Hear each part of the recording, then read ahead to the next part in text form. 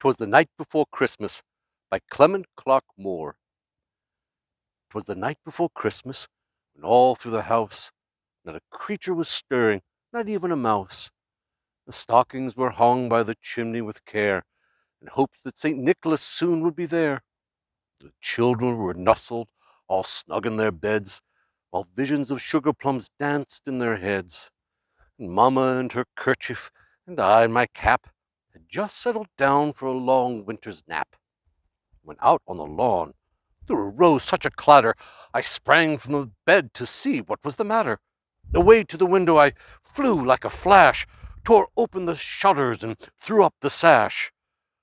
The moon on the breast of the new-fallen snow gave the lustre of midday to the objects below, when what to my wondering eye should appear but a miniature sleigh and 8 tiny reindeer, with the little old driver so lively and quick, I knew in a moment it must be Saint Nick.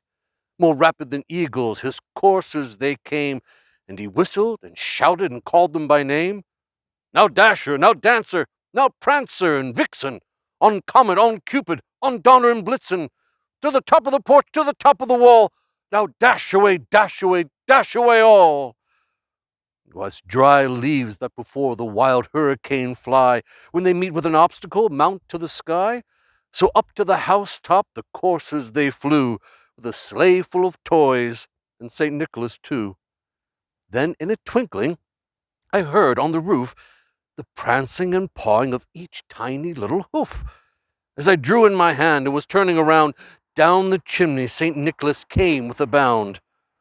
He was dressed all in fur, from his head to his foot, and his clothes were all tarnished with ashes and soot. A bundle of toys he had flung on his back, and he looked like a peddler just opening his pack. His eyes, how they twinkled, his dimples, how merry, his cheeks were like roses, his nose like a cherry. His droll little mouth was drawn up like a bow, the beard of his chin was as white as snow. The stump of a pipe he held tight in his teeth, and the smoke it encircled his head like a wreath. And he had a broad face and a round little belly that shook when he laughed like a bowl full of jelly. He was chubby and plump, a right jolly old elf, and I laughed when I saw him in spite of myself. A wink of his eye and a twist of his head soon gave me to know that I had nothing to dread. He spoke not a word, and went straight to his work, and filled all the stockings, then turned with a jerk. Laying his finger aside of his nose, and giving a nod, up the chimney he rose.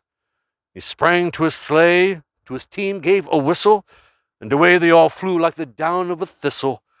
And I heard him exclaim ere he drove out of sight, Happy Christmas to all, and to all a good night.